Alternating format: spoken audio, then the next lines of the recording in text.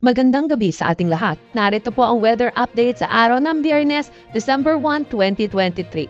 Northeast monsoon pa rin or hanging amihan ang nakakaapekto dito sa Northern at Central Luzon. Asahan natin na makakaralos ng maulap na panahon na may mga pag-ulan dito sa Apayao, Batanes, Cagayan kasama na ang Babuyan Islands.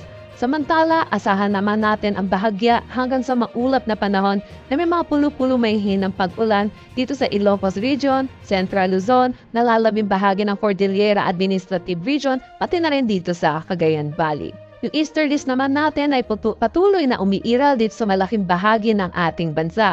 Kaya asahan natin dito sa Metro Manila, Mimaropa, Calabarzon, Bicol Region, kabuuan ng Visayas at Mindanao na makakaranas tayo ng maaliwalas na panahon na may mga tsansa pa rin ang localized thunderstorm lalo na sa hapon at sa gabi. Wala naman tayong binabantayang bagyo or low pressure area sa loob at labas ng ating Philippine Area of Responsibility. Dako tayo sa magiging panahon natin bukas dito sa Luzon. Itong eastern section pa rin ng Central at Northern Luzon ay makakaranas pa rin ng maulap na panahon na may mga pag-ulan. Dulot pa rin itong northeast monsoon or ng hanging amihan. Para naman sa nalalabing bahagi ng northeast ng Northern Luzon at Central Luzon ay asahan naman natin ang maaliwalas na panahon pero may mga pulo-pulo may hinang pag-ulan dulot pa rin itong hanging amihan. Para naman dito sa Metro Manila, nalalabing bahagi ng Luzon, asahan natin ang generally fair weather na may mga tsansa pa rin ng localized thunderstorm lalo na sa hapon at sa gabi. Ang temperatura dito sa Metro Manila ay maglalaro between 24 to 33 degrees Celsius, Lawag 26 to 34, Tugigaraw 23 to 30 degrees Celsius. Para na sa Baguio, asahan natin ang 16 to 25 degrees Celsius, Tagaytay 23 to 30 degrees Celsius, Legazpi 25 to 32 degrees Celsius.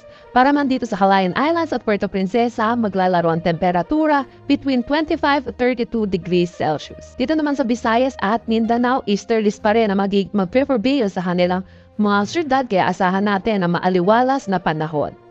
Ang temperatura dito sa Iloilo ay maglalaro between 26 to 32 degrees Celsius, Cebu 26 to 32, Tacloban 26 to 32 degrees Celsius.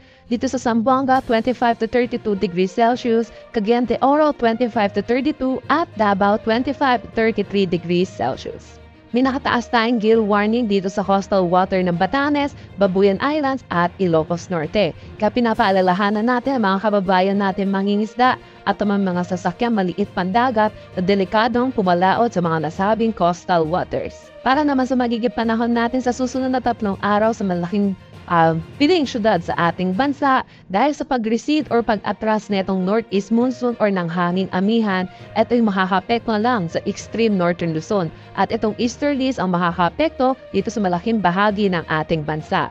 Dito sa Metro Manila, maglalaro ang temperatura between 24 to 33 degrees Celsius. Sa Baguio, 17 to 26, Legazpi, 25 to 33, Metro Cebu, 26 to 33 degrees Celsius. Para naman sa Metro Davao, 25 to 34 degrees Celsius.